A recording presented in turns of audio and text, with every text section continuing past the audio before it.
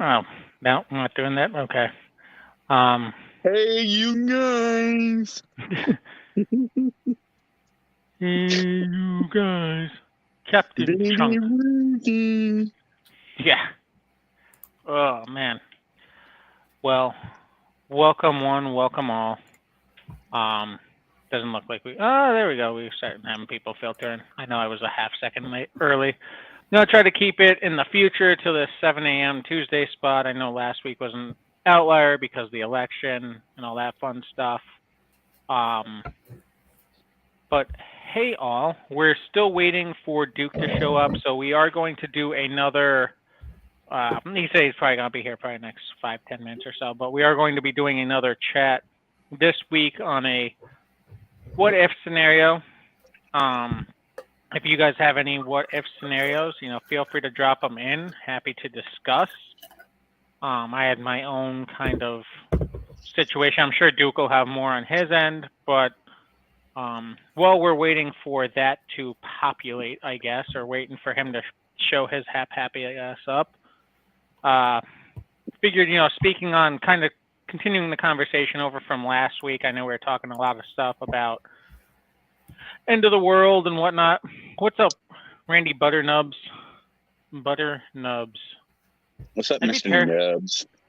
I'd be terrified if I had butter nubs like in the heat, they would melt. Or like if I touched something hot, that would suck.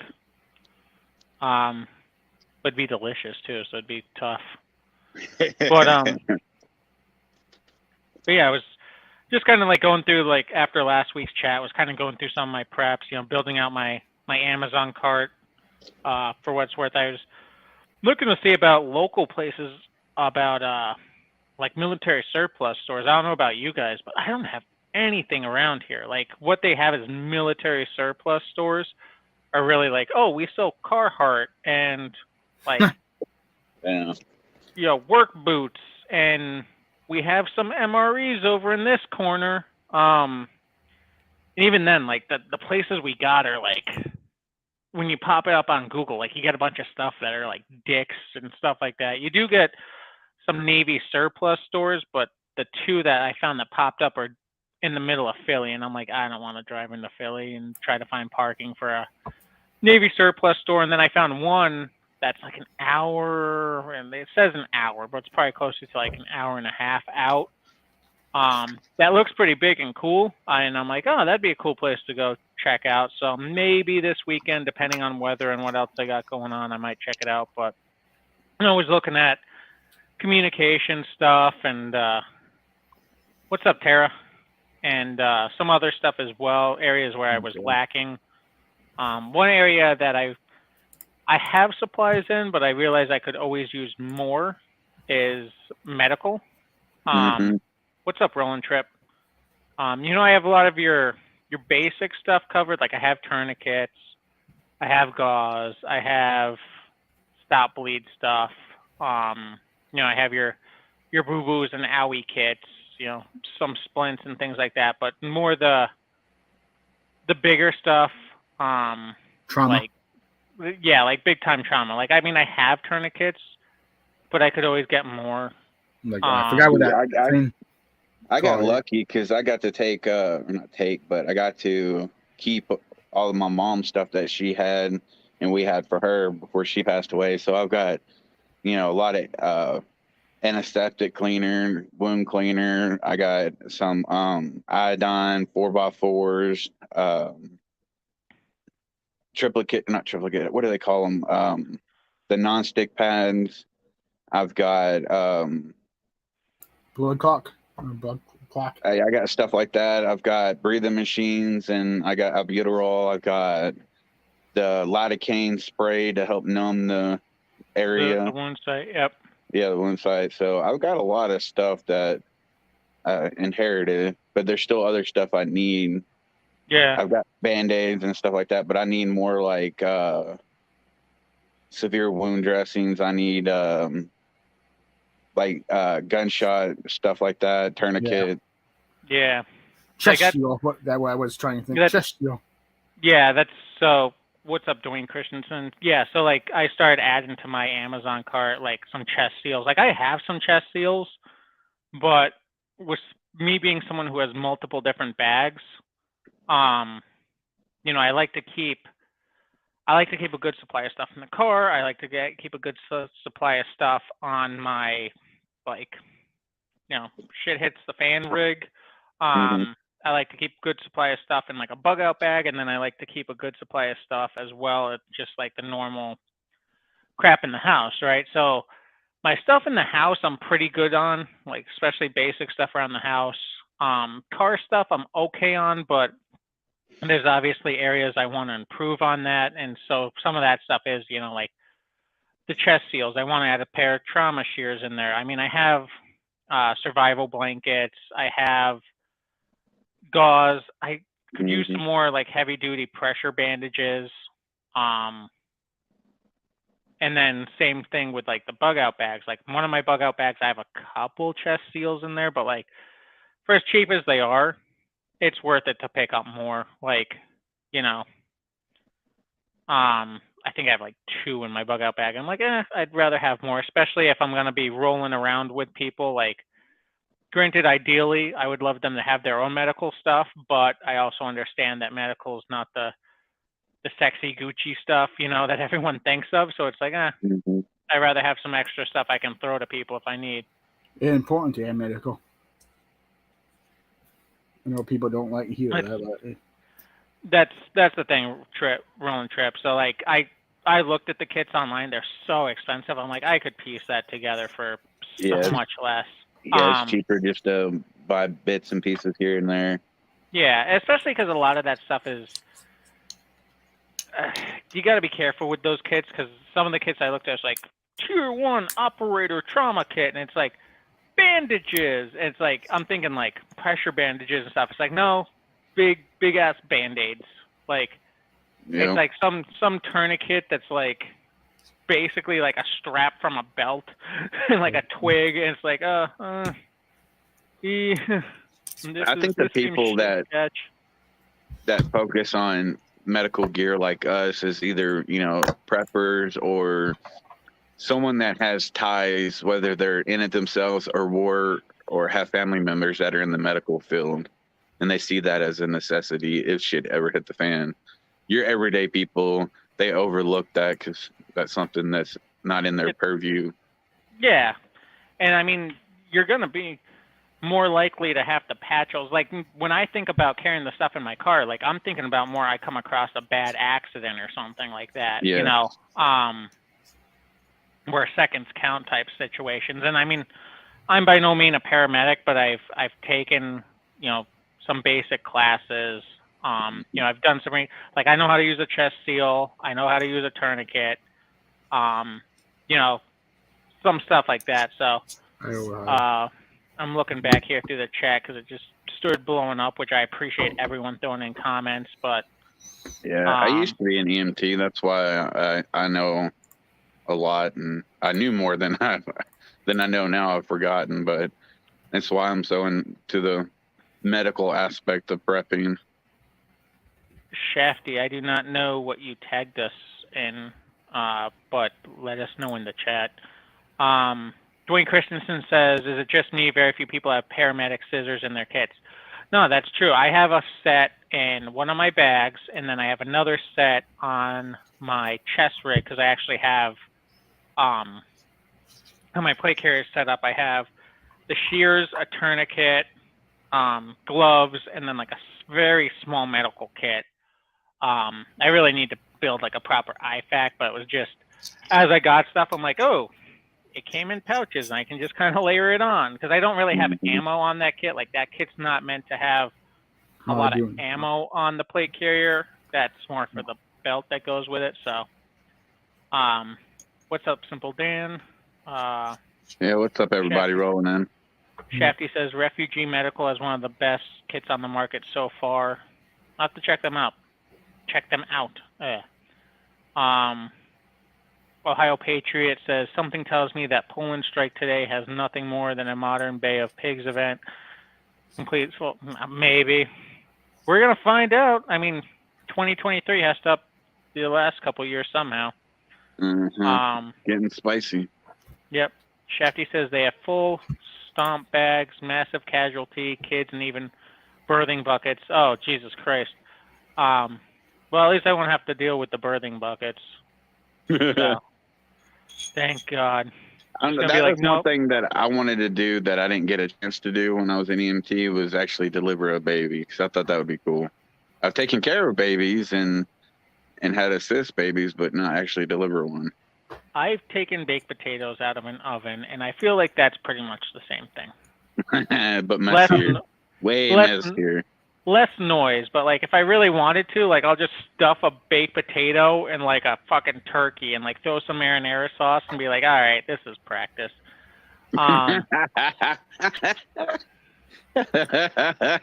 Damn.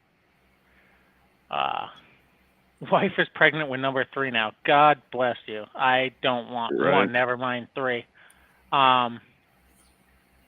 Congrats, by the way. Yes, congrats. I'm hoping congrats. I'm hoping. Yeah, same Shafty. I did the same thing. Yeah.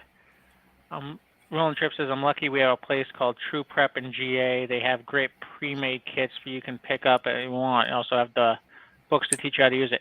Yeah, I have a good medical trauma book that I've read through several times now. So, Tara says, I did a review on my bike before I took it out for a ride. Check it out. Also, my wife is a nurse. I'm well stocked on medical supplies. Well, that's awesome, and I'll have to check out your video because I saw that you just got your bike back, which congrats. Hopefully you are enjoying it more safely this time. But that'll be cool. I can't wait because I know you said that they were doing some work on it, so I'm interested to see how that turned out. Learned it on the robot delivering the baby. Oh, okay. Baby number 2. Middle one was conceived like a week before COVID lockdowns. Yeah, that was my buddy. He had his first kid in October of 2019, and then he had a second kid. I want to say it was last February. Well, not this past February, but the February before. I think the February before. And he blamed it on, it's either February before or maybe October before. It might have been October before, October of 21. Because he blamed it essentially on him and his wife being bored during COVID and being locked inside. And now he has a third one on the way. And I'm like, dude, fucking get out more. Like, I don't know what's wrong with you. So, Duke is here. Hello, Yo, Duke. baby. What's up, Duke? What's up, baby? I like how he's a governor now, not a duke. That's right, governor. Governor. But how are you doing? I'm good. Is it World War III yet? Not yet. But Getting there. everything goes to plan. Hopefully soon. But if Poland and Germany and Russia can have their way, we'll be doing this for a third time. Yep. I mean, third time is the charm, as they say. Yep. Well, So what's the topics? Where we at? What are we talking? So far, we've just been talking about medical stuff. Overlooked prep, big time. It is. Yeah, and that's what we were saying. Yeah, access the to only that. ones. Go ahead. Good. Fire away. Having someone in your group. Have someone in your group that has access to that stuff. Have someone in your group that has more than just that's first aid CPR stuff is huge. Learning how to suture, clean, but I would say antibiotics, man. That's like the big thing because you're probably, like we said the other night, you're probably not going to die in a sea of brass. You're probably going to die because you had diarrhea for 4 days nonstop because you drank bad water. Yep. Or a fucked up tooth or something. Yeah. Yeah. I have all that. Like that's a lot of the stuff I keep in a lot of my bags. Is that more? Again, like I have serious trauma stuff, obviously, but I have a lot of the antibacterial stuff because even not from a standpoint of me worrying about it killing me, just from like no one wants to be out and about when they have the shits, or like when you have a No. slamming headache or like Yeah. tooth pain or something. Like, if you've ever had a filling fall out, like, Yeah. that pain is debilitating. And so, like for me, I get those extra like little like filling cap thingamajigs that are. They say they're good for 6 months. I've had them in for longer than 6 months before, and you can usually get a couple of them out of one little thing. Like, I have a couple of those in my bags and stuff just because it makes a world of difference. That, and also, as far as dental wise, they have on Amazon, you can get something called Hurricane. You can get it either spray or gel, and you can spray that on an infected area in your tooth or something. It'll help relieve pain for a little bit because it kind of numbs it. So that shit works great. Not to mention, like I was saying before the chat about honey. Honey's a great antiseptic and has a lot of fucking uses. A lot more of than uses. Ingesting. Yep. It's a great barter item. Anything like that's that's it. going to be huge. Advil, Tylenol, over-the-counter stuff. You know, that stuff's no longer going to be available. What are you going to do? And I just had to. Yeah, like and remember, like tons of people need that on the daily. Much less like remember, you're not going to be just getting in a car anymore all the time. You'll be hoofing it. Your feet are going to be sore.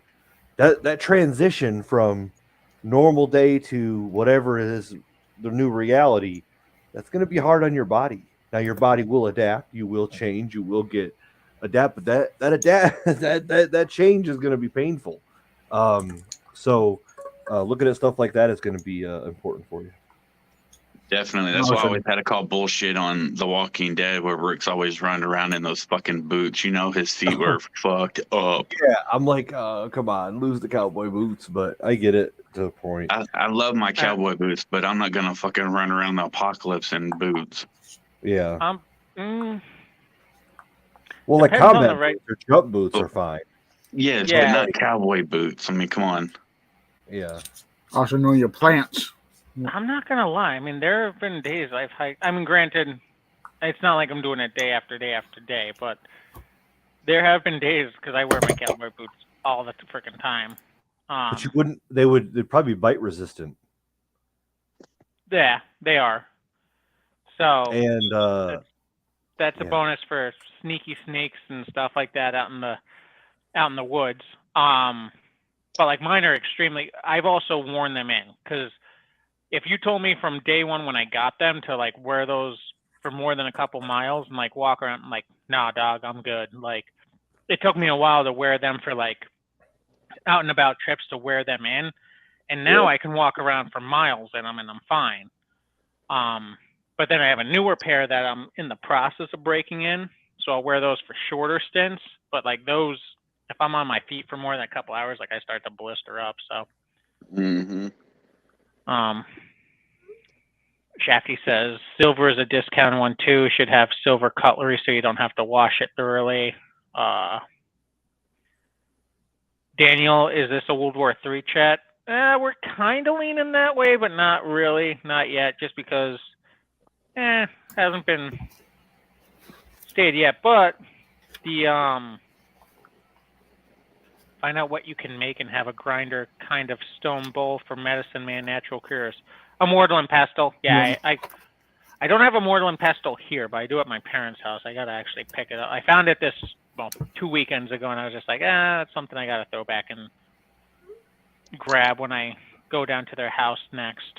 Like I have a list of shit I gotta grab from there, but also having a good book for wild medicine and edibles, a good one.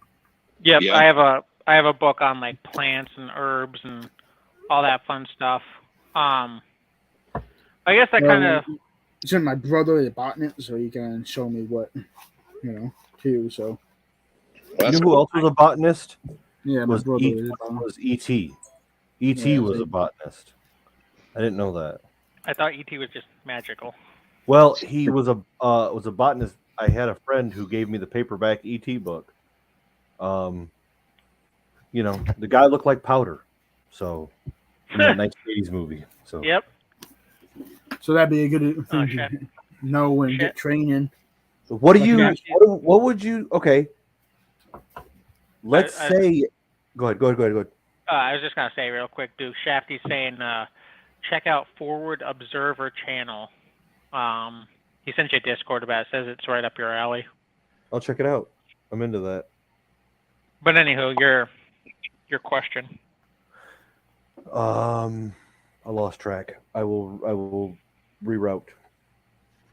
Okay. Well, I have a feeling you're probably gonna ask about like medical stuff and like natural herbs and whatnot. But I kind of came into tonight's chat because I know last week's chat was a blast about the what if scenarios. So I didn't plan this, by the way, but I kind of came up with a what if scenario. I guess it plays into effect of potential World War III. I don't think we're gonna get that far because I doubt it. a bunch of people are bitches.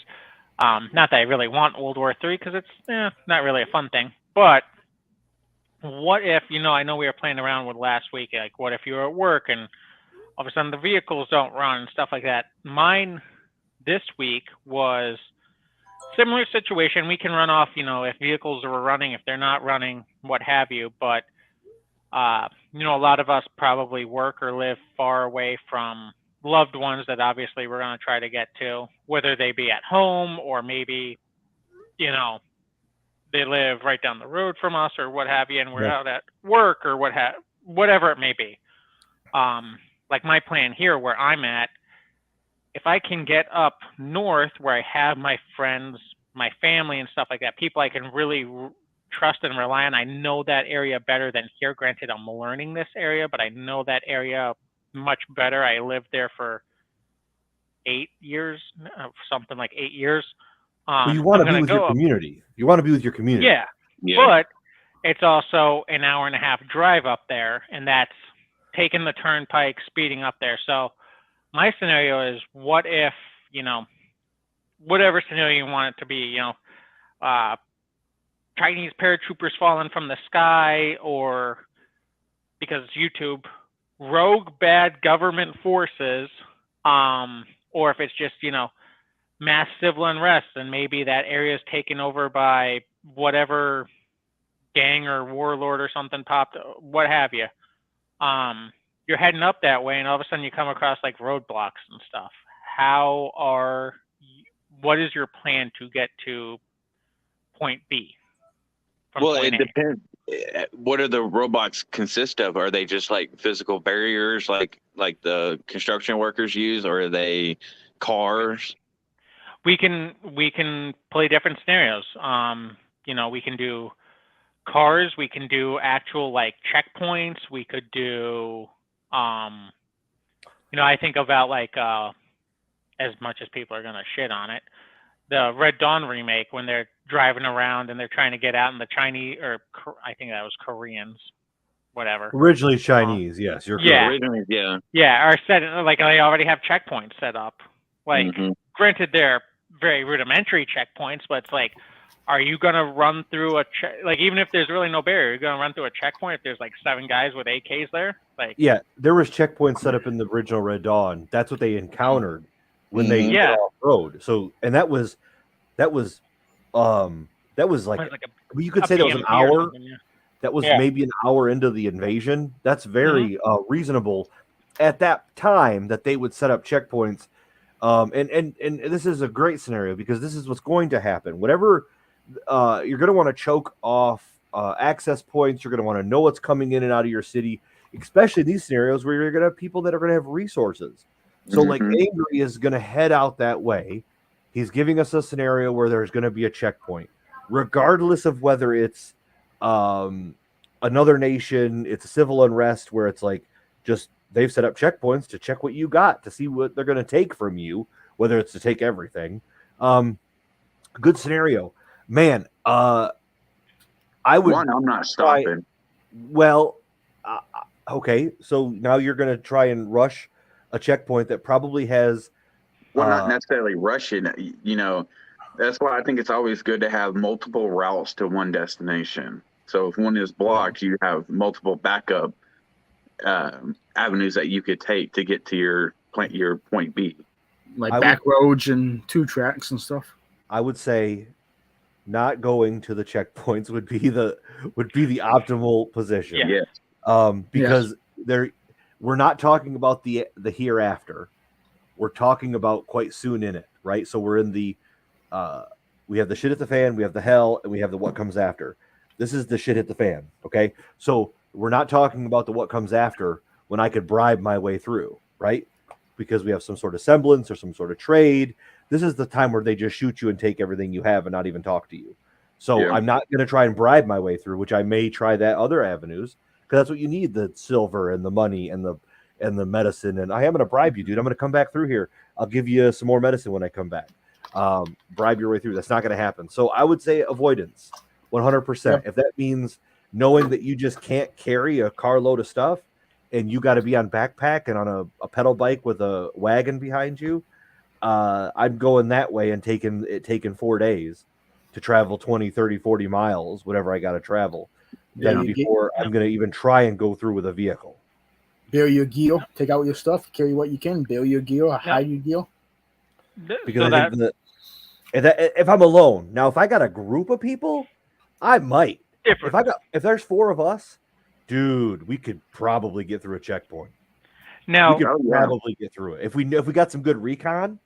Oh, dude, we could hide our guns and act like we're gonna go through it. We're gonna play their game and surprise them, you know. But if it's not us and it's just me, oh, that changes it, man. I'm going for concealability and you know, being the guy who doesn't get seen. I'm going around the checkpoint, even if it take me a couple of days out of my way. So that leads me to another point. Like, again, like let's say you really don't know what's going on. You just know shit's hitting the fan and you got to get out of Dodge.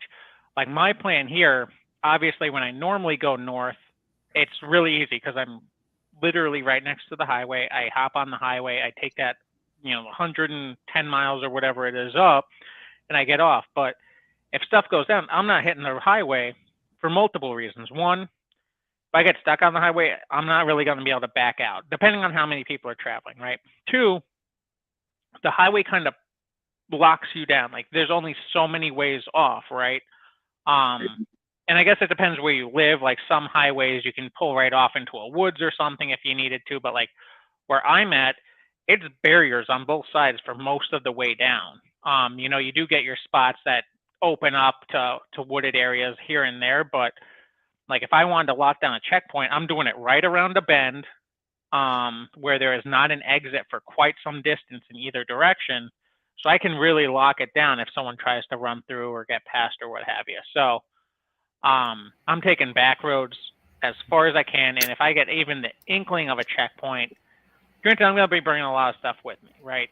But if I even get the inkling of a checkpoint, I have a shovel and I have markers, and I am finding a spot where I can go dig something up and bury stuff, and maybe I only go through there with the bare minimum, and then I know, like, hey, here's where I left my stuff. I'm however far distance away, right? Hopefully not too far away. And I can come back later on, do my recon, figure out a way around there, even if I have to take multiple small little trips, like Duke was saying, on foot or on a bicycle or whatever, and slowly bring stuff back. That's what I got to do. But that's my mindset. And yeah, if I'm by myself, I'm not trying to do anything on a checkpoint. Again, if I got enough guys that are somewhat competent, and then that's different. I might plan something and see if that I can't take that checkpoint as my own. But yeah, I think that's no. There's no scenario where being alone in any of those is going to be beneficial to you. Even the Ghost in The Patriot had his 2 kids that were shooting people while he was slaying bodies. There's no scenario where being alone is going to benefit you when you're talking about guys that have guns. I agree. Yeah, and I think always linking up is your option. ditching all of your resources and carrying a pistol is better and to get with other people than to be alone, because you can't defend. You got to sleep. You got all those other things are going to happen. So, I mean, in our scenarios where this is just popping off, man, get to where you need to get to before this stuff does pop up. Yep. You know, I think even if there are, you know, foreign nationals, you know, there's going to be a time where you could just get to where you need to get if it's going to be that kind of a situation. Yeah, because how quickly do you think they could mobilize, depending on the area, and set up roadblocks and checkpoints? And if the only scenario where I see foreign national troops is, I mean, this is a good scenario. I like it, but like there would have to be a disruption of our power grid, tactical nukes on a large scale, and then time passes and we are in this like civil, like multi-state country, like you know, the West Coast becomes its own nation, and you know, Texas secedes and they're city states, and then years pass and then like China comes over. That's how I see it happening. And they, you know what I mean? Like, and in that scenario, it could happen. But like the Russians attack, they can't even take Ukraine. This is what makes it so sad. I thought the Russians could come. They can't come over here. They can't even attack Ukraine, and they touch Ukraine. Their boats run out of fuel halfway across the Atlantic. Yeah. I thought that was imminent. And the Chinese are the same way. They're not going to be able to come over here. And even if they do, I mean, it's it's one thing to take on our military forces, but I think a lot of countries underestimate the population. We have guns that we have here that have guns and, you know, what have you, that can defend as well. Why do you think the Japanese in World War II didn't invade us? I'm thinking more like and I mean, I like using that because it's the safest way to kind of state this. I would agree with you. It's I'm not saying I'm not taking your scenario. I wasn't. Yeah, I love the scenario. Or like I don't want to say martial law, because martial law has been declared before and people don't necessarily, but not on a like national scale. Well, not like a long-term scale, and not like when there's no food or no fuel. Let that happen. Then it's a total game changer. So I would agree with you. I'm not attacking your scenario. I like the scenario. It could happen. It could happen 5, 6, 7. It could happen in 6 months, given the right climate. I would see more. Like I could see it happening in the meantime if there was mass civil unrest, and then you had a country that wanted to take advantage of the mass civil unrest, and they want to come in and be peacekeepers, or they want to come in and help, but they choose one of the sides. You know what I mean? That's where I would see it coming in, where China would be like, "Oh, we're going to take sides." So, but which side? Because at that point, there'd be multiple sides to choose from. It'd be like a Jericho situation. Okay. But do you really think that one of the sides would not want shipments and weapons and food and fuel from China? They wouldn't take advantage of that? Any side would. Yeah. Yeah. Depends. And I mean, and that kind of echoes to what Daniel just says. Y'all acting like the left coast wouldn't welcome the commies with open arms. I mean, parts of it definitely would. I think Pennsylvania, you would definitely get around where I'm at a lot of people doing that, but that as soon as you get out of the cities, all the yees would not. And then the farther south you get, it would be a no. That'd be a no for me, dog. But let there be no food. Let there be mass food shortages. Let there be fuel shortages. People will change their politics real quick. So I'm saying your scenario is 100% plausible. I just think that, I don't know, roadblocks are hard, and if they're set up correctly, they're deadly. It's not like just. I mean, The Red Dawn is a great movie. In all reality, those kids get shot up by an RPK and an RPG. Uh-huh. That BMP chews them up the second they crossed into that field. and it's gone, and there's no helicopter distracted them to blow them up. You're dead. No, like, yeah, that is one of those situations where it's like, oh, there's really nowhere here going. And there's a Um, QRF team and a couple of Jeeps that come out and finish you off. yep, So, exactly. Like that's the thing you gotta. Yep. yeah. Ohio Patriot says Chinese sleeper cells are already here. Yeah, so I mean, and I don't want to turn this into a political chat by any means because I know we get enough of that the rest of the Yeah, nights I'd of the rather week. Yeah. honestly stay away from the But, politics if we can. I mean, I'm sure it but may allude to something yeah, we're talking Yeah. about. Me too. but to speak to like the Chinese aspect of it, I know that they're a big thing that they do is like I know in Canada they're doing that Chinese police force thing, Yeah. and I had heard talk that they were going to do that in New York. I don't know if that's going through or not.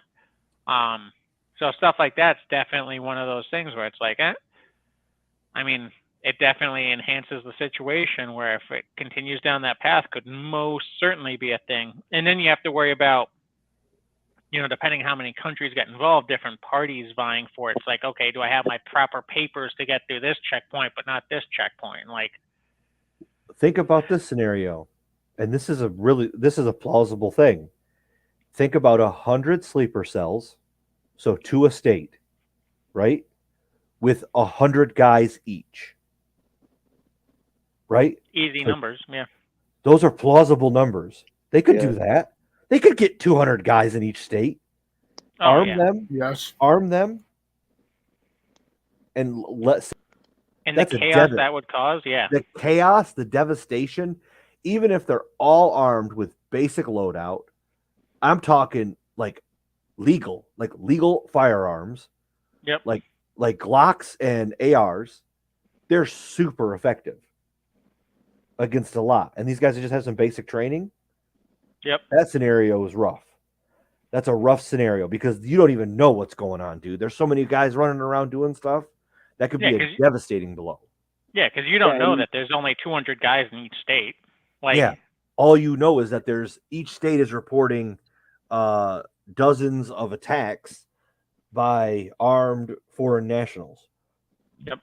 Would they be easily identified though? That's my thing. They could also radicalize locals to help with their cause. On a short scale, no, they're going to be just on their own. True. Long scale, different.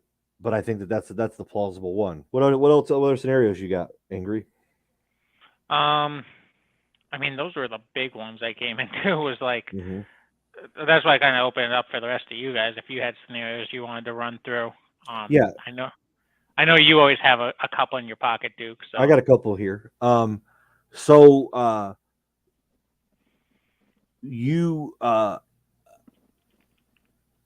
We're in this scenario. We're in a scenario that the crabs hit the fan. Let's go back to the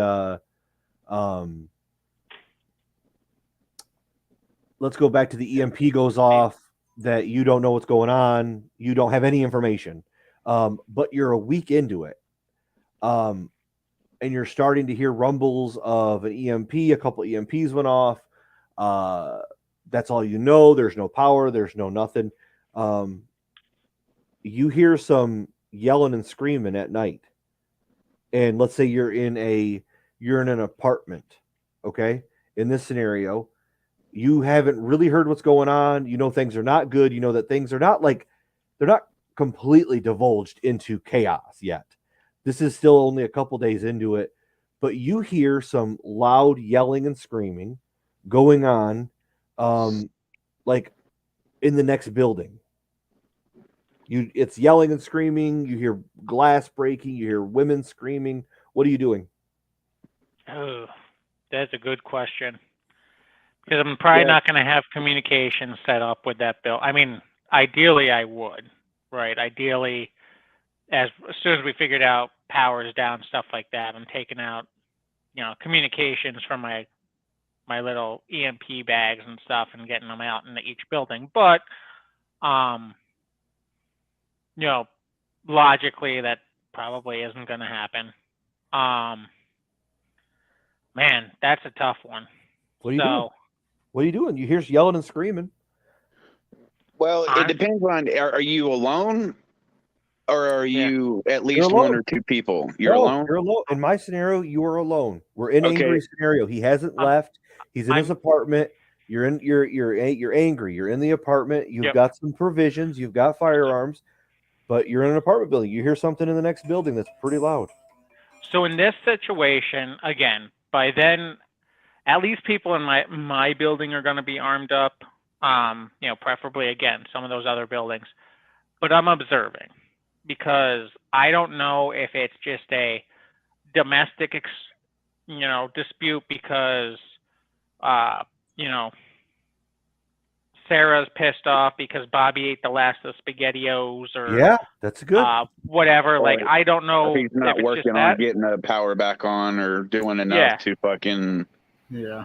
Yeah, I don't know if it's something that's as small as that, where it's just like, all right, this not my circus, not my monkeys, and I can just like, they're just gonna bitch it out and whatever. Or if it's like, oh, there's a legitimate gang coming through and they're raiding the entire complex, and now I have to be prepared for my building to fight. So I'm observing. I'm keeping my distance, but I am observing what's going on. And I'm Mhm. going to assess from a distance again, because thankfully, lucky enough where I'm at, any of the buildings that I would hear shit from, I can go out on my balcony right here, and I can see like, okay, this building over here, what's going on? This building over here, what's going on? I can for the most part see stuff going on, and I'm assuming if it's a loud enough commotion, there's gonna be other people out. Yeah. So I can kind of communicate, like, what do you see that I'm not seeing? Like, what's going on here? Like, do we have to prepare for a big fight? Like, or is it just, again, like, Ray got drunk and, ate the last of the SpaghettiOs. So that's what I'm doing. What floor would you say you would be on? Because ideally, in something like that, you'd want to kind of be on the top floor. That way, you can procure the roof access and be able to. So luckily enough, I am on the top floor of my apartment complex. That's what my apartment is. So the only thing I'm about lucky the top, enough in that state gate. The only thing about the top floor, how you escape if you have to.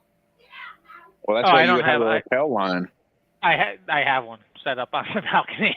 Yeah, that's what I'm saying. I would rappel down immediately and just drop all my shit down first, and then down the without line. being seen if the guys are clearing house or whatever. Yeah, I know you could probably hear it if someone shooting people, executing them, and taking their stuff.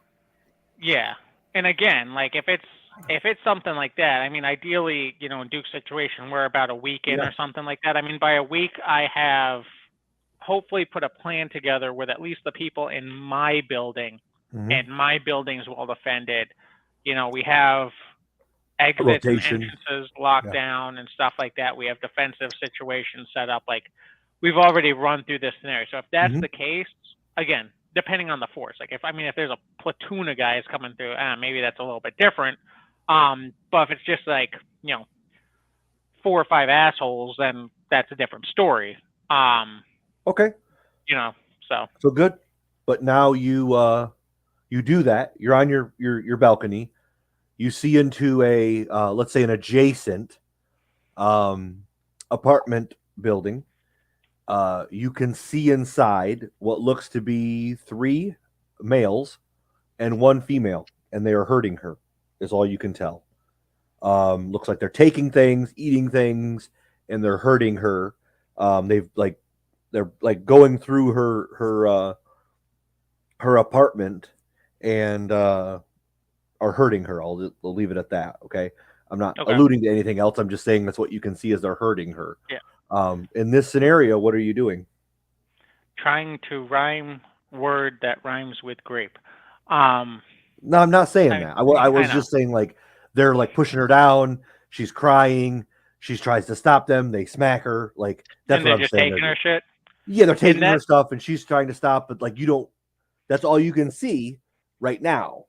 And she's screaming, and then like you can't see things. So it's like I'm not saying that's all you see. I'm not trying to allude to something else, but that's all you can see is they are hurting her. They are like breaking into her domicile. So now what are you doing? If it's clearly a breaking and entering and they're looting, and I can see that there's a couple guys there, chances are, I mean, in my mindset, if they're doing that to her place, they're probably going to do it to more places. And Yep. so again, it comes down to if I'm staying locked down here, it is my job to make sure this place is safe. And granted, again, hopefully my building I've already assessed and we've figured that out. Again, ideally I would like to bring the other buildings into the fold. But clearly I haven't done that yet. So if I'm sitting on my balcony and I have a clear line of view into that, I'm probably taking a shot. Yeah. If I see that there's like 3 guys in there, guaranteed they're gonna be confused as all hell when like a One goes down. round from my Mosin or something like that pegs one of them. And then if they're standing around and being goofy, I'm probably gonna take a second shot. By then I only got one guy to deal with, and I mean he's gonna have to fight through my entire building to come get to me. So If not, just run. yeah, if not, But just run. I would agree. I think you would want to, because like you said, if they're going to do it in that building, they're going to come to yours next. Especially if they know they can get away with it there. Yep. They're gonna keep trying to do that until they don't get away with it. So instead of causing more Preemptively damage to neutralize the threat. instead of causing more damage to that building for them breaking in, potentially hurting, because again, people are resources, right? So instead of them potentially hurting someone of our community, I'm dropping them. Okay. Okay. Or are you sure it might go badly? Like they might get mad and kill? I mean, they might, but I mean, chances are, if you're 3 dudes and you're sitting there and you're breaking into a place, stealing stuff, roughing this girl up, and all of a sudden one of your buddies' heads just pops, you're gonna, she didn't do it. You're gonna be confused and like, huh? Well, neutralize you first because you're a threat. So, but it could go badly, I mean, it could, but in that kind of situation, generally, when someone, male or female, especially if they're not quote unquote alpha male, but if you save their life from foreseeable death, they're going to be pretty much eternally grateful. So that is someone that you can bring into the fold and add to your group. I'm talking about the 3 guys, not her. Yeah, what I mean, well, one of them's down. So now you're looking at 2 guys. And granted, I mean, in most of these situations, you gotta look at it as like a home break-in, right? Like you look at these situations where multiple guys break into a house, and then one of them gets clapped by the homeowner. 9 times out of 10, the other 2 guys don't stand there and keep fighting. They book off because they're like, "Oh, this was an easy target. It's no longer an easy target. I'm out of here." Yeah, I know no one wants to die. I mean, they want to get the goods and get out. It's not the henchmen of John Wick where they just keep coming. Yeah. Like, I'm no longer interested. Like I just saw 3 guys turn into pink mist. No longer interested in whatever was here. I'm going to go somewhere else where people aren't turning into pink mist. Oh, Johnny got killed. I think I'm going to get out of here. I think that's a good option. Okay, so super cool. You defended your area, and you shoot them and they take off, and she's thank you. It's the RoboCop moment, where she's very thankful. And I will call a trauma crisis center for you. Yeah, you shoot the guy through her dress, and she's the guy's gone. And like I said, people like that you tend to save, that's something that you can bring into your fold that could add to your group to make you even more protected. It's your introduction to to building B. Yes. Essentially, yeah. Okay, cool. So awesome. So now but time has passed, things are not going well. And you find out that your vehicle still does work. And you're going to hit the road. You're going to try and link up with the rest of your community. This is just, your place, but you want to link up to your community. So this is like, let's say this is 3 weeks in. Things are rough. Things are not well. Food running out. Things like people are running out of food. You hear gunshots on the daily, screams, fires. No cops are showing up anymore. You thought you saw a cop take off down the road a couple days ago, but it's bad. And people are there's infighting at your building. There was a fire the other night. So you are going to bounce out. Okay. You are bouncing out. You load up your vehicle and you take off. Now you are down the road. You're kind of getting in between cars. You're making it through, and you're almost to the expressway, which is where you wanted to be. You've chosen to hit the road, but you see a family that is running in the road with their bags, and they're being chased by a couple of dudes with knives, and the family's unarmed. You see the turnoff to get onto the expressway. What are you going to do? Ooh, That's That's a tough good- because the human side of me Very tough. would go and save them, and then they could add to my group. But on the other hand, you're 3-4 weeks into this shit show, and it's only getting worse. Do you want to risk that, especially if you're trying to make it to your family? Risk something that could potentially, cost you your life in order to save some innocence? It's just like, fuck, what do you do? See, it's a tough one because again, to that point, like they're clear. I mean, they're clearly probably innocent. And the fact that the threat from the other person is not that, like if they're chased by like a couple of guys with knives or something, like that is not really a threat to me. I'm in my vehicle, right? Honestly, the Again, person who I am, I would go and help. I think I would take the chance and help. Why not? Because they might be valuable. You never know. See, that's the thing. Like, because Like, I gotta think again in my specific situation, because that's all I can speak to. Like my car, I don't have room to stick a family in, so it's not like I can give them a ride out of there. And I can't really bring them into the fold. Like I would have no room for them. Right.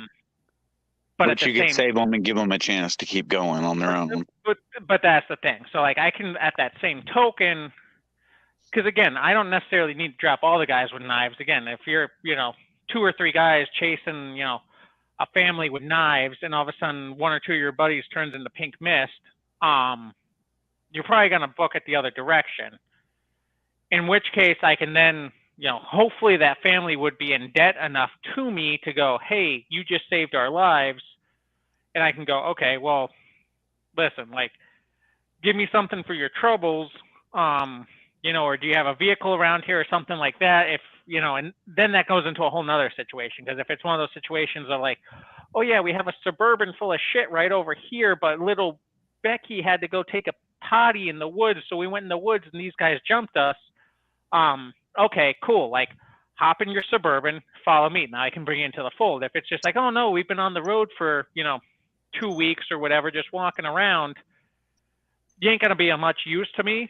Honestly, in which case I'm gonna be like, well, I just left this place. It's kind of a shithole, but at least it's a roof over your head. You might want to go check it out over yonder. Mhm. Maybe there's something there you can use, or some people you can meet up with. Have fun. Give me a bottle of medicine or something for my troubles, like something along the lines, and then duck out. It's a tough one, but I would probably in that situation, again, like I'm not going to go get out of my vehicle, chase these guys down. Like I'm not going to leave my vehicle unattended. I'm not going to go chase these guys down type situation. But like if it's one of those situations where I'm just weaving in and out of the cars and I can see them, I can make some clean shots, make sure that family is at least in a better situation. Yeah, I'll do that. What about you, Duke? What would you do? Oh, I would. I ain't stopping. We're in a different world now, gents. I agree. I'm no good if I don't help my family. People made decisions to not get prepared and to not have basic amenities. I'm staying alive. I don't know the scenario.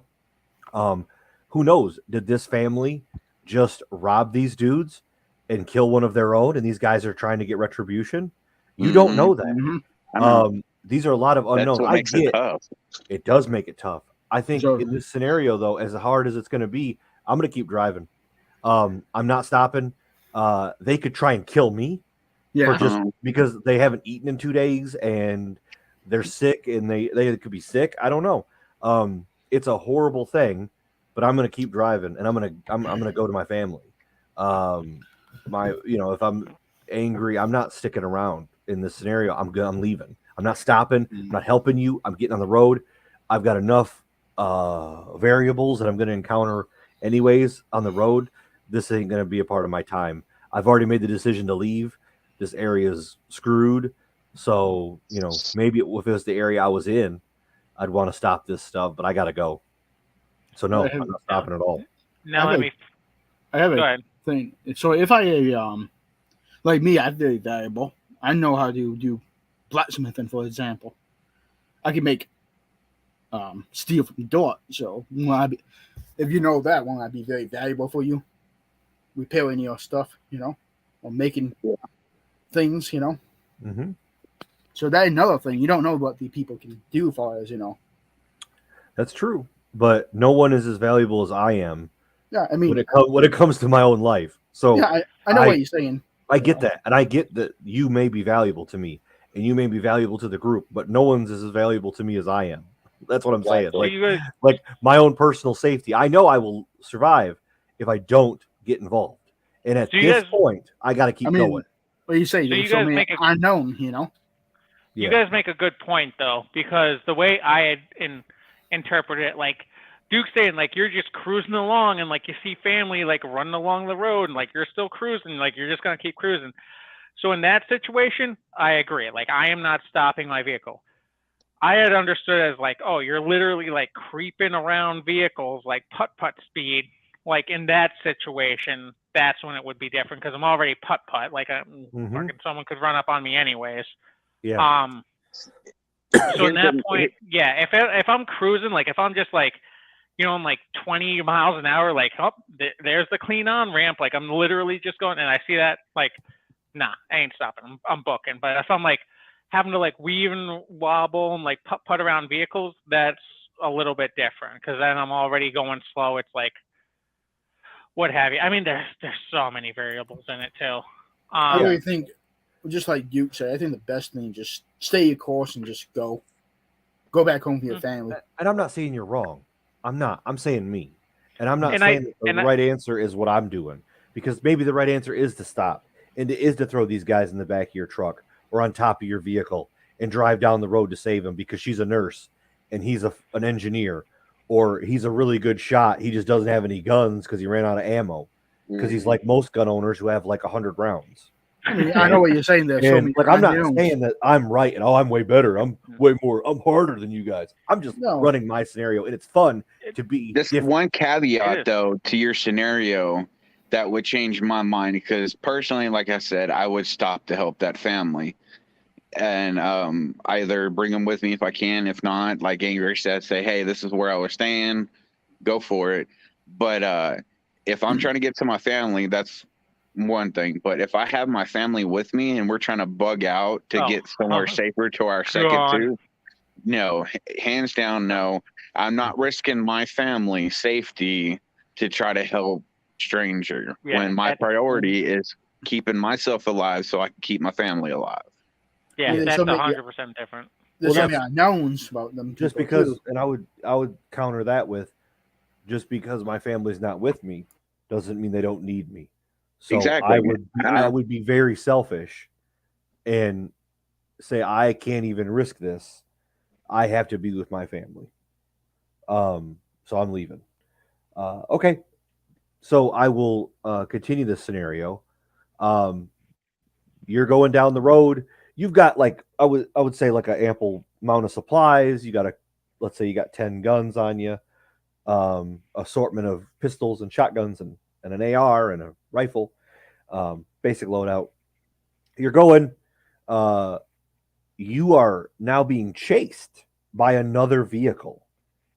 That is like a larger truck that looks very.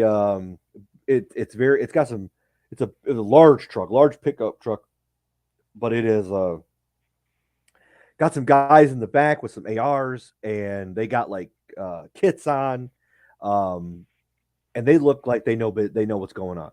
They got these guys are prepared. They shoot your tires out. You try to elude them.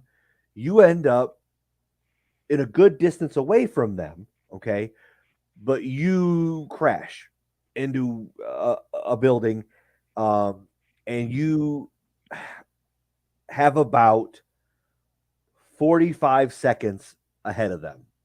They got a couple good shots off. You rode the tires down to the bear, to the steel, and your vehicle is immobilized. You have 45 seconds to make a decision. I'll give you 30 seconds. 45 seconds is too long. You got 30 seconds before they are at you. You turned a corner, but they're right behind you. You got 30 seconds. What are you doing? I'd say you're in a mild mid city. You're nothing crazy. You're not downtown New York. You're in like a mild city. You crashed in front of a Dunder Mifflin style paper company building. There's a Burger King across the street and a Jiffy Lube right next to it. So that's kind of like what you're looking at. What are you doing? And it's one truck with a couple guys in the back. That's what you know. So, question: Is this an area that you know?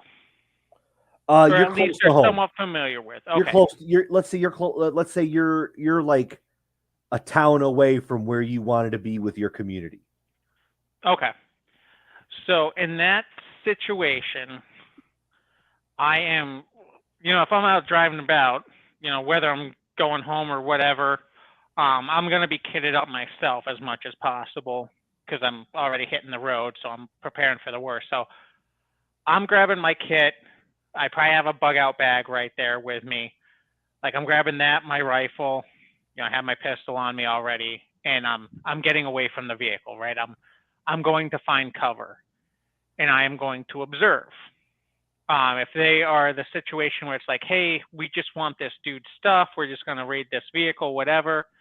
Like I'm going to try to find as much information about them as possible because obviously this is a threat. This is a rival gang or a rival territory that's, potentially going to encroach upon my territory. Yeah, I have to loot stuff right now, but I'm going to gather information.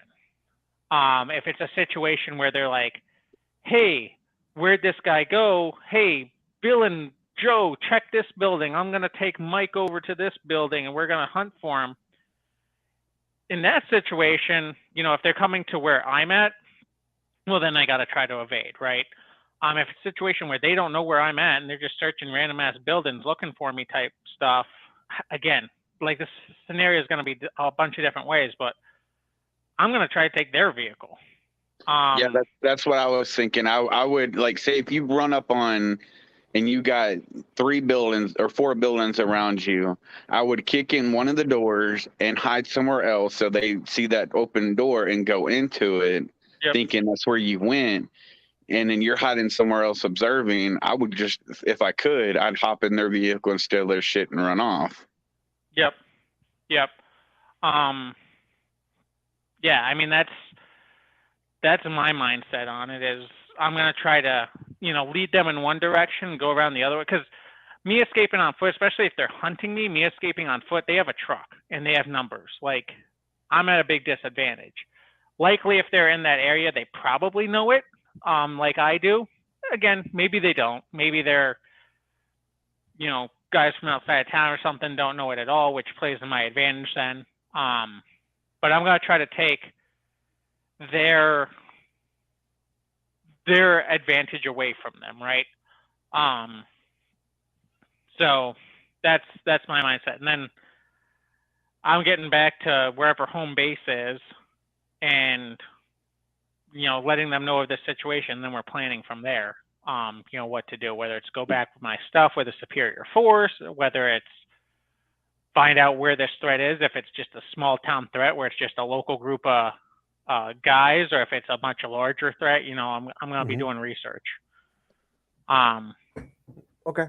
Here's a caveat to that, though. If I'm not able to get to their vehicle for whatever reason, I still would like to kick in a door, so that way it will hopefully garner their attention and be like, I want to go in. And let's be real, in that kind of situation, they're not going to be able to see the obvious what's around them. So like say if there's a building that has the fire escape, and you could pull down the ladder and crawl up onto the platform and lay in a prone position above, close to that door, and I'm not able to make it quickly to their vehicle to steal it, chances are they're going to get out and they're going to take it slow, and they're not going to be very observant of what's around them. Because let's face it, there's proof out there to where people don't see what's basically right in front of them. If their adrenaline's going, if they're focusing on one thing. So I would take up a perch somewhere, and I would do my best to take them out, to end the threat, and then safely get to them if I can. So I see it as just two real options. Number one, grab whatever you can and run. Just to get out of the area. Run into the building. Chances are they're not, even if they do go in the building, that would be pretty dumb. Okay, even if they know what the building is, it's you hiding. You have all the advantages. You're armed. You have an AR and a backpack full of magazines. Just run. You got your life still. You're a town away from home. Just run. You'll be fine. Yeah, you'll be fine. You're gonna live. They're gonna take your stuff, but that's a part of this. Okay. Second scenario is you set up an ambush. You get to cover. They're not going to be. Most people have not that they've encountered. I guarantee haven't ambushed them. Most people are going to just run, or they've killed most people. But most people have probably run when they do this, which is what they want because it's easier and they don't have to fight. Set up an ambush. They're going to go into the vehicle. You're going to know they're going to go into it, so ambush them. Real easy for a small ambush like that, close quarters. Hard to be prepared for that. Even if one of the guys stays on a truck, he ain't going to have 100% vision everywhere. Take him out and take everybody else out.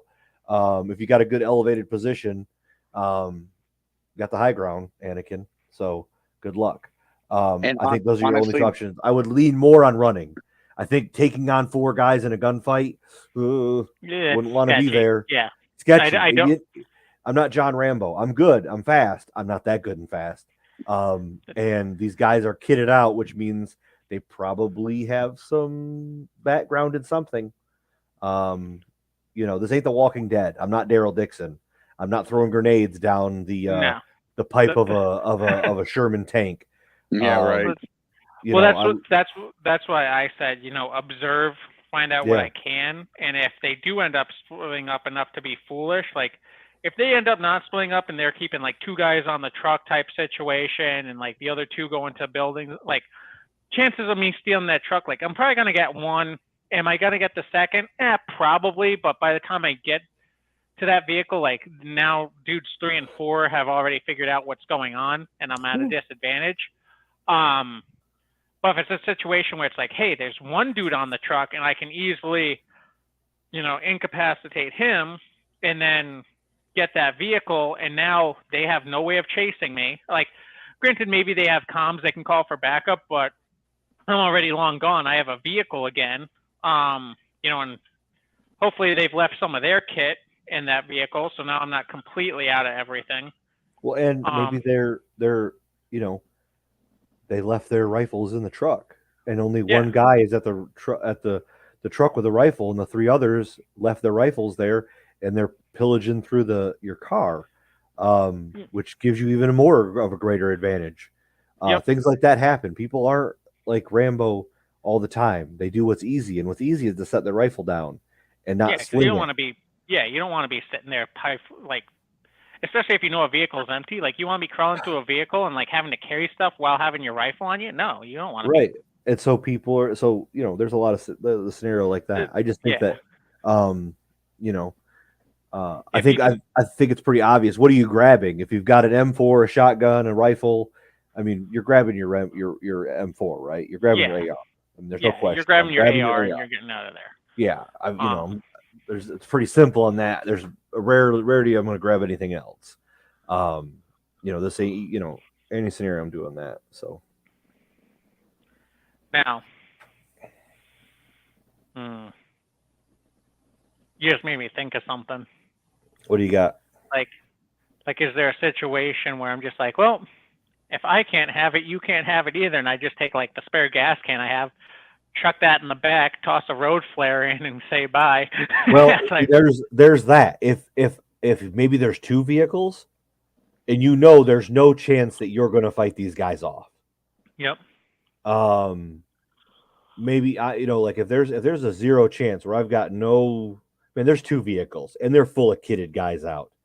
Yeah. Maybe I am lighting this bad boy on fire if I got the time, because you ain't getting it and you ain't going to use this on me. So I'm Yep. burning this bad boy and I'm running. And hopefully you're pissed off enough or you try and jump in there and save stuff, and it gives me time to run. I don't know. Yeah. Or you're and I'm sitting gonna- there trying to put it out or something like that. Yeah. Yeah, and that's a real good. And maybe drawing a line in a line in between your car and them or something with the fuel, because they might want to ride over Yeah.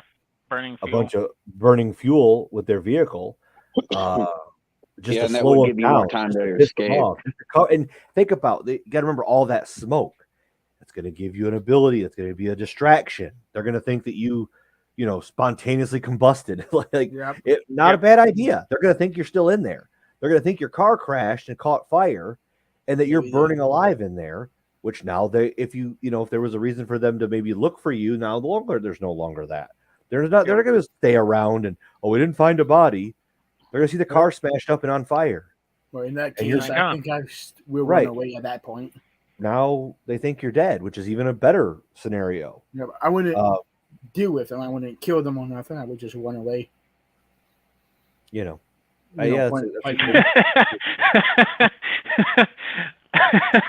Sorry, I'm laughing at Ohio Patriot. Sneak around and put a mag of 300 blackout in their 5.56. That's funny. Yeah. Just, you don't actually take their truck, you swap the mags. Yeah, there you go. That's good stuff. I like that situation because, that's definitely something, especially as a lone person. Like, for me, like, I drive a sports car. Like, that's something I could easily run into. Yeah, and I think that's a plausible scenario. You could have that. It's not a crazy thing, and I look at it like this. Like I like what's it called? What's the show called? Black Summer. That had a lot of scenarios like this. And that's why I like that. I like that show for a lot of reasons. But it was a more realistic take. Like the dude who stopped got like bashed in the head, and the guy had the lady who stopped. The guy like punched her and like threw her out of her car. That's going to happen. No, people aren't going to be nice. This isn't The Walking Dead where you meet Rick Grimes and ride off into the sunset. People are a liability, and they are a resource, but people are a liability. And Well, you meet accordingly. You meet a lot of different people. Some are useful, some are not. Right, you're gonna have somebody who had never, lived off the government their whole lives and never fended for themselves, and every bad decision they had was helped out by the government and the safety net, and now they don't have that anymore. And what good are they to you when they can't do anything? They're just going to be a drain on you. So because their feet hurt and they don't want to work. So things like that. So I just okay. What you got, man? They would run fast. That if their feet hurt or their hands hurt, then I'm freaking taking them out. Well, not kill them. I just abandon them somewhere. So I like that scenario. I'm trying That to was think a good one. Trying to think of other ones that I was running into. I had one, but no. Okay, so you're on foot now. You've let's say you've avoided them. Let's say there was two trucks, ended up being two trucks. You've got your kit, a backpack, an AR, and your Glock 19. You are on foot, heading out, hooking and jabbing, and trying to get back to your folks' house or your town with your people, and it is close to dark. Okay, when are you moving? Where are you moving? And what are you doing? I've given you this scenario. You are in a like a decent sized town, the Dunder Mifflin is on the road, the Burger King is there, the Muffler Man. You've got a city street, no tall, huge buildings, but a good city size. You're in the city. There's suburbs and houses kind of tucked away off the side streets, but you're in the city. Let's say you got 20 miles to go. You're on foot. This is 3-4 weeks into it. What are you doing? You've eluded these guys. You've got your day pack and 2 weapons. What are you doing? And it's getting close to dark. What are you doing? So getting close to dark for me, like I know if I'm again, let's take Scranton because that's the area I'm from. Right. Take that as an example, right? You have downtown, which is your buildings. Nothing's really. I mean, you got some taller like apartment buildings and stuff like that are probably like 15, 20 stories, but nothing crazy, and those are very rare. Most of your buildings are 3-4 stories tops. I'm moving through alleyways. I am using, and it's something that I think of here when I walk around my town. Like when I walk behind the shopping center over here every day, like there's a lot of hiding spots in an alleyway. Like there's loading bays, there's dumpsters, there's lots of stuff that if you see headlights or a vehicle on either side, you can duck down quick into a spot, right? So I'm staying off the main roads because main roads are going to be areas that they're probably going to be traveling a lot on, especially if they're looking for me. And then as soon as I can get to wooded areas, whether it be a riverbed or, I hate to do it, but if I have to, like what do they call those? The pipes that like go underneath the roads and shit. The culverts. Like culverts, stuff like that. Like if I got to get down into those areas to get out, I'm taking those. Like I am taking the areas that people do not want to go, and that's how I'm getting home. I'm going to use the darkness as my ally. Are you gonna? Yeah. So you're gonna move at night then? Yeah, that's what I was going to say. I'd move at night because most people, let's be honest, once it gets dark, they're not going to want to really do much because 1, they can't see, and 2, it's dark, and so they may just hunker down and wait for dusk to start looking again because they'll probably think, oh, they're going to take shelter too. No, fuck that. I'm moving in the darkness and gaining ground, putting the more space that I could put between me and the enemy. I'm gonna take that chance and I'm gonna do it. Yep. And if I have to, I'll find like Anger is saying, the least obvious hiding spot. Yeah, the places that people don't want to go, that's the area I'm going. Mm-hmm. Yeah, I think moving at night is good. I think even if you had some cheap night vision that was like a monocle, from like a hunting setup type deal, like that's going to benefit you tons and tons, because most people don't have it. And yes, there's going to be dudes running around with nods. I get it, but not as many as you think. And they're probably not just going to be walking around the city looking for you. And what do they care about you running around? Okay. I think that nods are a good thing and are important at a certain level of prepping, but I think there's like 10,000 other things you should spend $5,000 on before you spend $5,000 on nods. That would benefit you tenfold and to get you so much more prepared when you can get a monocle for a couple $100. Not even that. You can get a monocle, and I mean, granted, it's probably garbage, but it's still better than what most people have out there. I saw them at Walmart the other day for like $140. You can get a night vision monocle. Exactly. And that in your pack with an AR is like what you need. Yeah. That's a huge benefit right there. So I think moving around at night, getting back is the best thing to do. I think getting really good hiding spots, laying low, not making a lot of noise. Somebody in the chat mentioned suppressors. This would be where suppressors would be king. I agree. I agree with the Jed. What was it? What's Jed's last name? Eckerd, right? Yes. Jed and Matty Eckerd when they're talking about they only shot once, and that's going to be true. If you've ever been in a city and there's been some shooting, it's very hard to tell with Where one shot comes from. where it comes from because it's going to bounce off of everything.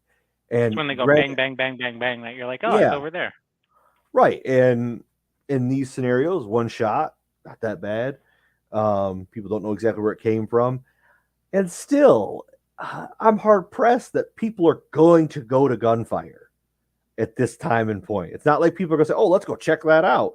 No, people are going to do the opposite. So even if you did have to pop off a couple rounds, I think you're better to kind of stay concealed. But also, I think if you had to, no, but even the kitted out guys are always just going to come to you. That's not really how it's going to go. Because I mean, think about it this way, right? Like, let's again say you're running an AR and a Glock, whatever generic option. Now, obviously, if you're running something different, it's going to sound different. But if you're getting chased down by a bunch of guys that are also running very similar kit, like, and you hear bang, bang, bang, and you're, Jim and Bob kitted out bad guys, and you're like, oh, I know we're hunting somebody. They must have found him. Yeah. Like, they're not going to know that's you that just clapped one of their guys and now potentially has night nods. Right. And so, and, remember, you got to have batteries for those things too. So you got enough batteries for that. So I think that's the big thing is moving during the night, especially in a city. It's different during in the woods if you're if you're alone and don't have as many people. And the woods are really hard to move in the dark. Much more than the city would be. It is, but it's also it's harder for them to chase you down as well. Sure is. So yes, it's harder to move, but you also have more advantage, and so that's why what I was saying in that space is like most of your suburbs have wooded areas. So like I'm making my way from the city to that wooded area because I'm again trying to put as much distance, stay out of the shadows as much as possible. And then once I'm a far enough distance, again, I'm never going to hop and just walk down the main road just like, oh, here I am. Yeah, but, I had a friend. Yeah, I live in a similar city, and I had a friend where we could almost stay in the woods the whole time. You know what I mean? Like from one house to another. He lived across town. There was a couple paths that we could take where we were in the woods a majority of the time. And that's a benefit, you know what I mean? Being hidden, things like that. So. And I mean, I don't want to turn this into but like practice, I guess. And that's a great idea. Like, granted, this time of year sucks for a lot of us because it's fucking freezing cold out. So it's probably the last thing you want to do. But like in the summertime, when I first moved here, it was cold. And then over the entire summer, I walked every single day, and I figured out different areas that I can walk in my immediate area. So I know different streets. I know like, hey, over on that street, there's a park, or there's over here, there's a runoff that goes into a little stream. Like it's a good idea if you're going to be, planning this stuff out in your head, wanting to know your area, get out and walk some. And it's good conditioning. It's good conditioning. It's two birds, one stone. Yeah. I hate running. Running. Okay. But I love walking. Walking at like an uphill pace is super good for you. And it's kind of fun, and you're outside. But I like this time of year because I can go out and not be flustered with a bunch of mosquitoes. And it's a little cooler, so I'm not like melting like a popsicle in the super heat. So I find this time to be a good time to go out and hit. And sometimes you want to stay away from like the hunting areas for this time of year, just traipsing around hunting. But like there's a couple areas in my area where there is no hunting in these sets of woods. It's like state land that's I don't know, it's cordoned off so you can't hunt on it. So anyways, that's super good. Bunch of trails. It's where they take the horses. It's like a horse trails. Yep. And I like going on it because it's got really good trails, and it kind of follows a waterway, and it's kind of uphill going. So you kind of have that like burn on the way to the spot. But then when you come do like the horseshoe and turn around, it's all downhill. So it like feels like much more of an easier return back to the vehicle. I would say those are some of the key areas. So yeah, I think that's a good scenario. And take note too. I mean, like when I'm doing my walking around, obviously a lot of times I'm listening to music or just interacting with people, but I'm also keeping in the back of my head like, oh, this alleyway, like there's hiding spots here and here. Like that's something when I'm coming to that area, even though I guarantee there's probably not going to be. Oh, my bad. Even though I probably know there's not going to be anyone over there, like when I'm getting to that spot, I'm definitely head on a swivel just because I'm like, well, there's likely no one over here. But if there was, like knowing those spots in your city of like, this is a good hiding spot. This is a good place to go, like to kind of get away from stuff if I need to, but also be aware of what could be lurking back there. It's just doing it's like free recon, like recon without the stress. Yeah, and I think that's the pre-recon. I mean, because that's going to be a part of it is knowing the area, knowing what's going to be in the area, what's going to be a part, what are the resources there, what's going to bring people. Is this going to be an area where people are going to be able to last, or is this an area that's heavily populated with city folk and they're unable to sustain themselves over a long period of time? I think in a lot of scenarios, you're going to have huge populations flocking to, like FEMA camps. And I know, like we joke about it being like the death. Don't go to the FEMA camps, but that's going to be a draw to people because there are going to be resources there for a time. There's going to be food and water and protection.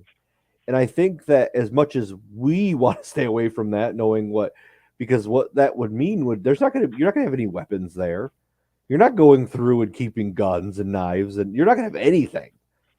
But there's a lot of people that don't care about that because their mindset is I need someone to constantly take care of me. Like, so they're going to flock to that in a heartbeat because there's protection in numbers. The government's here to protect us, and they're giving me food, and they're giving me a blankie, and and it's warm, and they got fire, and they got heat or AC or whatever for the time being, and that's going to bring a lot of people to that area. I think you have like an element that doesn't go there, like us, and an element of criminal activity which says no. Why would I go there when I can raid every house? When this is all mine. The National Guard patrols aren't that heavy. What scenario are we in? I'm just picking a scenario where we're still in that world, but I'm adding to it that now there are these FEMA camps or government camps, which are throughout the cities, and they're destinations of folks to have protection. And what are your thoughts on that? Would you go to a camp like that if there was an established government camp? Would you go to the Silver Dome in the Katrina scenario? Nope. Hell no. Right. But I'm telling you that most people would think differently than you. Nope. Now, if I was in a group, I might send someone to do some recon just to see, maybe to gather some intel. But would they let them out?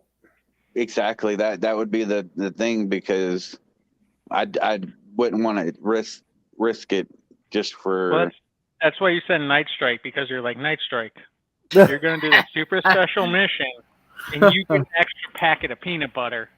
Yeah. We love you, Night Strike. Yeah, I think that I would not want to be there for a lot of reasons. Reason number one is you lose your ability to make your own decisions. Yeah, I think, and I'm telling you, if we're at the point where there's established FEMA camps or government camps, we're bad. We're so boned. We're so bad. And this is my thought process is, sure, it's a great place to be until it's not. Yep. Until the food runs out. Until there's no more supply trucks coming. And people realize that. And now you're there in a camp, unarmed, It's surrounded by people that are armed. Wouldn't want to be there for that. Well, see, personally, that's why I like being out in the country, because if we're in that scenario, I'm already a place where I'm already going to bug in. I'm not worried about going to a secondary location, unless it is a better secondary location, but I would want to have it close. But in that scenario, yes, you're going to have people, say if we're a month or two in and society's broke down, it's not looking like it's going to get fixed anytime soon, if at all. Most people are going to flock to more populated area, FEMAs, superdomes, whatever you want to call it, because they're going to want to be safe in numbers. They're going to want to find intel, which means 90% of them are at least going to leave most of their shit behind. That way, I can raid their pantries and find whatever else that they left behind. And like where I live, there's farms and stuff around me. If they're going to bug out and go elsewhere, they're going to leave all that shit behind. And that right there is animals that I can butcher to stockpile whatever. It's given me avenues to take rather than risking it to go anywhere else. Does that make sense? Yeah. Oh no, that makes perfect sense. I see where you're going with that. To cycle it back to the FEMA camp aspect is another aspect. Like, people are going there for security, right? But if you look at those places, the security is meant to keep people out, right? So once you go inside, like, again, they're not letting you have weapons inside, but if anyone knows anything, like, it is not hard to make a tool to hurt someone. You know, I'm sure we've all done it, being the types of kids we are. Like, you sharpened a stick as a kid or something, or you took a piece of plastic. You're like, haha, I'm gonna make a prison knife. So when those places get filled and there's lots of opportunity for stuff, like, your criminal elements are gonna pop up inside, and those people on the outside, they're not going in to stop that stuff. Nope. Well, it's only as good as the food is inside lasts.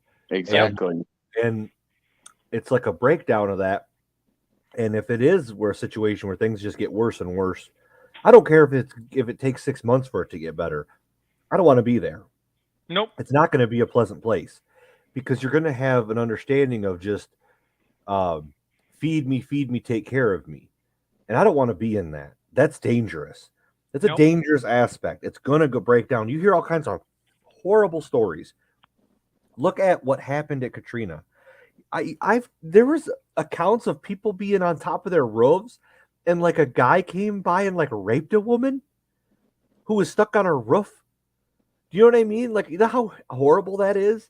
Yeah. It was flooded, and the guy came on a boat, and the woman was like, "Oh, thank you for coming to save me." And the guy like raped her, and then like continues to go on, and all these other horrible. And that's a scenario where it was just an area of the state.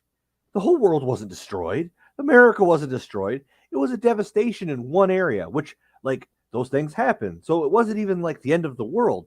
And that's only a few days into it. Think about the horrible things that are going to happen when like people know there's nothing that's going to get back together. So in this scenario, I stay away from this thing all wholehearted together. I've got no interest in being anywhere near anything like that. It's one thing if you're in a city and they're handing out MREs every day at 12 o'clock. Everybody gets one MRE. Totally different scenario.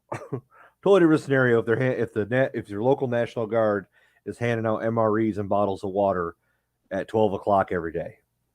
Okay? And let's admit, most of the people these days would rather hand over their safety for security. They would rather give up most, if not all, their rights for, a warm bed and a hot meal. And those people are dangerous. And I don't want to be around them at all. I don't want to be put in that situation where I'm not sure if I'm going to make it out. Yeah, I get that. Take my chances without being there. Yep. Yeah. Yep. Well,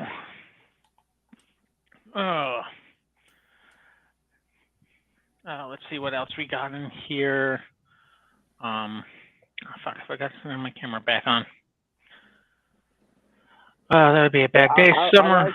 I like that because it actually gets you fucking thinking that there's more elements than people will realize. There's a lot of things that come into play. Absolutely. Ohio Patriot says 5 Days at Memorial was a disgusting true account about Katrina. If you haven't seen it, you should all watch it. Yeah, because the fucking police and everybody were literally going door to door. I mean, there's that one video where that old lady had like a little fucking revolver to protect herself, from looters or whatever, and the fucking police came in there and threw up against the fucking, what was it, the wall or the fridge or something, took her shit and left. So I've seen a bunch of stuff where there's a video of National Guard talking about going door to door taking guns. I mean, that's scary stuff. So yeah, it's definitely. And I know we covered that last week some, so we've already covered that topic. Roland Tripp says, "What do you think people will do if their iPhone or Android stops working?" I'm telling you, people would kill themselves. I mean, there's definitely a portion of the population that would. Yep. I guess. I'll jump in. I think it's devastating. I think it's devastating. So much so that people are really lost, and even I'm guilty. I get all my. Where do you get your news from? Where do you get all your information from? The phone. Your phone. Your group chats. Us talking. Us sharing things. TikTok, Facebook, Twitter. That's where we get all of our information from. It's going to be devastating for us no longer to be instantly connected. You know everything as it happens in real time because you see it on your phone. I get notifications from the outlets, of what's going on, and that's great. But when that's gone and you don't know what's going on, that's terrifying. It's going to be so terrifying. Yeah. So this was leading me into another scenario, but I think we'll probably cover it next week just because I feel like this one's going to be a time-inducing one. Got it.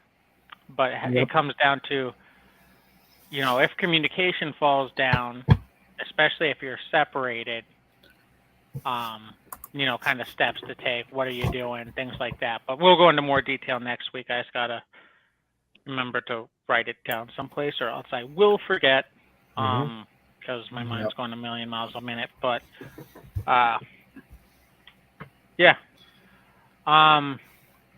shit, we've been going for almost an hour and 40 minutes now, so I'm probably going to wrap this up here soon. But anyone have any last-minute comments, questions, anything in the chat? Let me know. I like these what-if scenarios. I do too. Yeah, they're fun. They get people talking, and to open it up to the chat as well. Like if you have what-if scenarios, definitely drop them in. Drop them down below. Happy to bring them up in the upcoming weeks. And if you ever do want a link or something like that, hit me up over on Discord. I don't even know what the fuck my username is over on Discord. The L something. I think it's Lieutenant Dan. Yeah, it is.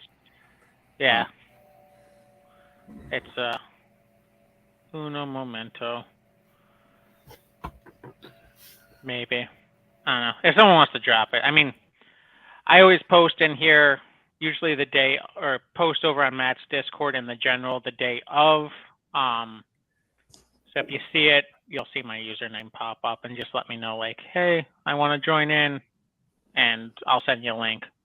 I think I still can have, up to 5 or 6 people on here. So, Matthias. Matthias bought a Makarov today. Well, congratulations. Yeah, that's nice. Congrats. Just in time for potentially World War III. Yeah, I'm jealous. Don't have a Makarov. Roland Tripp, anytime you want a link, just ask. And then yes, I use GPS, but I also rely on landmarks as well. And usually by the second or third time I'm driving to a place, I don't need GPS at all. I know it by just the landmarks. Wouldn't be able to tell you the street signs. I'm horrible with street signs, but I can be like, oh yeah, you drive down the road till there's that blue house next to the tree, and then you take a left, and I do shit like that all the time. Yeah. Or go down past the first creek. Once you see the dead dog, hang a left. Go down the second creek. Even to this day, people will tell me, like, back home, they're like, oh yeah, you go up this street, and I'm like, what street? And like, I know the street name, but I couldn't tell you where it is. They're like, yeah, this street. And I'm like, what's around it? And they're like, they'll tell me. I'm like, oh yeah, okay, yeah, I know where that is. And they look at me like I got 15 heads. I'm like, I know landmarks. I don't know street names. Yeah, right. I mean, Matthias, that's what I do all the time. Most of my gun purchases are impulse buys. So, but congratulations. I hope you enjoy it. Yeah, no. I wish I had a Makarov. I had a chance to buy one. I just didn't have the fucking money for one. I just don't want another caliber right now. That's my issue. But that being said, folks, I appreciate everyone that showed up today. Thank you so much for showing up to these chats, and throwing your comments and stuff in the side chat. I love it. If you have something you want to discuss in a future one, just let me know below. Until then, I will see you all. I know next week we have the holiday, so I'm going to try to keep this again to Tuesday. But yeah, see you guys next week. Later.